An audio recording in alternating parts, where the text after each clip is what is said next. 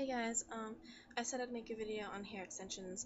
I'm going to go through every hair extension that I can think of. I've had experiences with all of them except for microbeads and sewing them in. So first of all, I'm going to start with the fusions. Um, they don't look like how they're supposed to look right now because I did take them out of my head. So they don't have the same form, but these ones were U-tip. It actually, if you look at like how your nail looks, how it's like curved, that's pretty much how the glue is shaped. What you do is you use a heating tool. Looks like this. On-off button in there.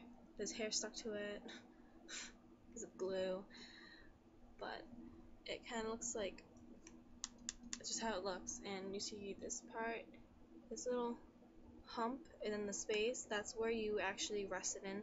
So go that. You fuse it to your hair. How you do that is you take a small section of hair. You don't want to take a thick section like this and glue it to, because then it's just going to stick out like this, and that's not what you want. You want a small section like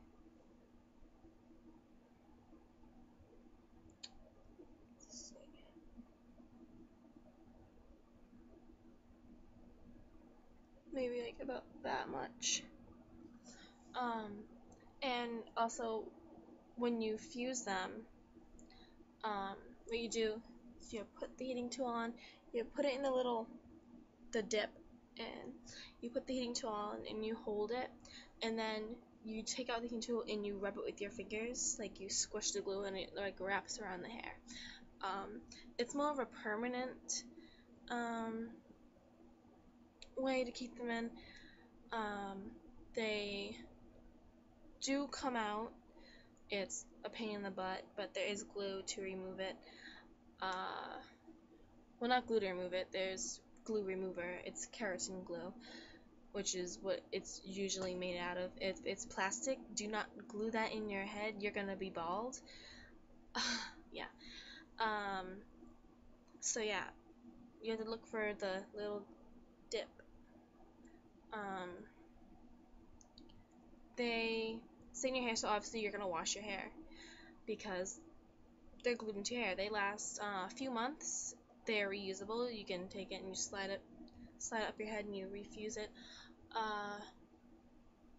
But you need to use a hair extension brush and heat protectants and sulfur-free shampoo and conditioner if you want to make them last as long as they should. You can get them at Sally's. I personally just buy it offline, like eBay. That's where I find it cheap, because Sally's it's like 25 or it's 30 for $25 or something like that, and 25 is not going to cover your whole head.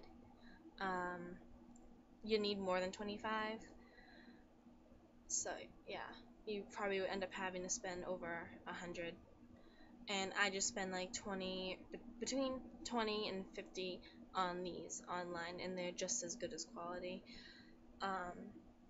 Next, I'm going to do microbeads. I don't have anything to show you what they're like because like I said, I don't have experience with them, but they just look like a stick like that. Yeah, that's my hair. It got ripped out. Isn't that wonderful? That usually doesn't happen. I just ripped it out because I was mad. That's how that kind of happened. That's how most of them actually came out. I was mad and I was ripping them out of my head. But yeah, so they'd just be like a stick like that. Don't glue this in your head with a heating tool.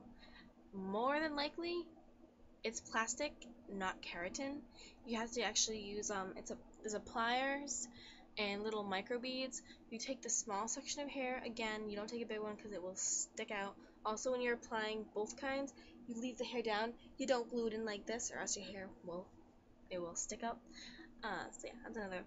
You don't do that. Yeah. So the bead, and you take the pliers. You get it around the little stick in your strand, and you just clamp it, pinch it. That's also lasts a really long time. They're reusable, more reusable than glue, keratin fusion extensions. Same with the care, because you're going to be shampooing your hair with it, but they are more easy to reuse um, than to not. At the end of this, I'm gonna go through pros and cons, I guess. So, pros of this: you don't have to clip them in every day. They look more natural, more real. Um, they're hard to tell that they're fake if it matches your hair color, because like the glue is all pretty much transparent in a way, so they do look more natural, harder to tell. The beads, you can't see the beads through the hair, but there are colors, like there's tan, there's black, there's blonde, all, to match the hair. Um, they are uncomfortable to sleep with, but then again, all extensions are really uncomfortable to sleep with. They feel like little plastic things in your scalp, but of course, you get used to it after a while. And also after a while of pulling on your hair and stuff like that, you do get like sores, I guess. They don't open up or anything, it's just like inflamed follicle. It's kind of painful. Also, make sure you have an extension brush, because they do knot up, and when they knot up in your hair, which is what happened to me, it's 10 times harder to get out. Don't be afraid of them. They don't make you bald. They don't destroy your hair. My hair is still hair. See, look at, still hair. I still have hair. So don't be afraid of them. Next, I'm going to deal with weaves. Yeah, they're called weaves. They're also called wefts. Wefts. Yeah, they look like this. You can glue them in, sew them in, clip them in. These I got offline. They're really thick for only this much that I got. Sally's. You purchase them from Sally's. They are a bit expensive, but this is a 10-inch. I think it was $10, $11 or $12. I don't remember. But yeah, this is a lot of hair, and this is only half of it. It comes with a lot of hair. Like, it's definitely enough for your whole head. The glue. Most of the glue is latex. So if you have a latex allergy, you might have a problem finding the right glue to use. This one was Proclaim. It's Sally's liquid. Yeah, it's latex. They also have shampoo to remove it, and it really does remove from your hair. Gluing them in looks more real than clipping them in. It lays flatter to the head. Also, it lays flatter to the head. Same with the care, you need an extension brush, and you need the sulfur-free shampoo, heat protectant. They last a week. You have to re-glue them in like every week, which is what happens with me.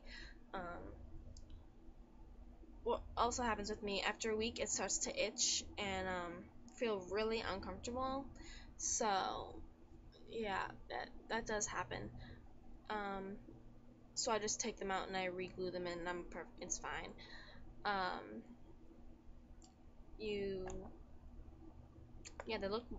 Gluing them in looks more real, because you don't have the bulk from when you clip them in, because the clips also tend to slide out. So if you want to clip in the hair and keep them in and not go back and forth, like, oh, I feel like I want short hair today, or I feel like I want long hair today, that would be more beneficial with clipping hair extensions in.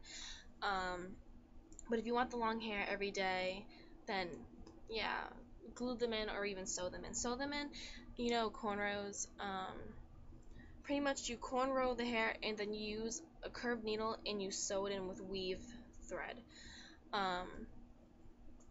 Sally's is where you can get weave thread. Whoa. So yeah, I've never done that. I know how to cornrow, but I've never sewn them into my head. I'm too afraid that I'm going to get poked in the scalp. That would kind of hurt. And over time, the hair does, your hair grows every day. The braid's going to loosen up. So when it does happen, you take the weave out, you undo the braid, and you just re-braid your head. Clip-in hair extensions. you can use clips like these. These are the ones that I use. Just snap.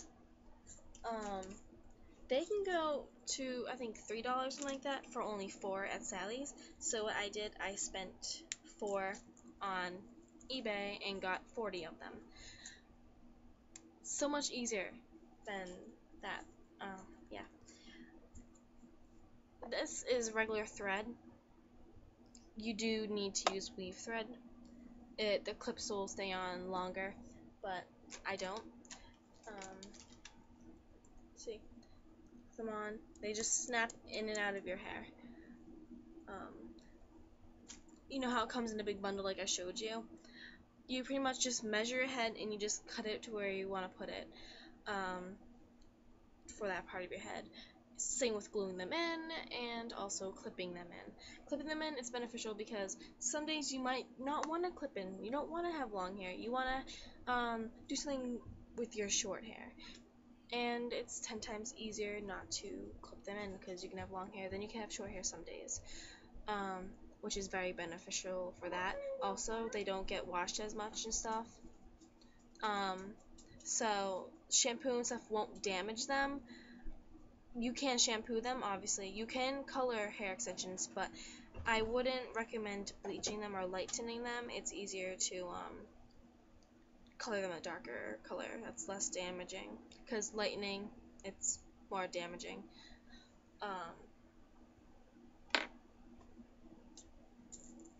Yeah, extensions, they're easy to apply and stuff.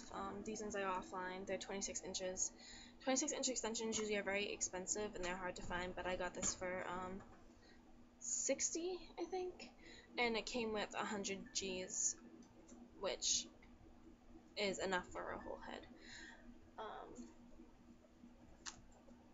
You gotta look for that too. 100 G's, whole head, 70 G's, half a head, and I think, or maybe 75%. If you have like thinner hair, medium hair. If you have thick hair, you need the more extensions, stuff like that. 30 G's is just usually one weft. Thin hair, you just want one section of color. Like you want to clip in a different hair color underneath your hair to have like underneath colored effect. That's good for that. But yeah, that's really all I have to say about hair extensions. I'm pretty sure I've gone through all of them.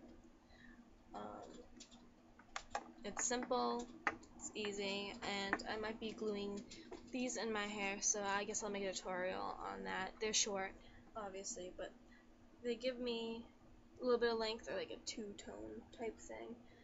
They're 10 inches, yeah, just down here, a few inches. So yeah, I'll probably do that, and hope this helps if you're wanting to get hair extensions. Yeah.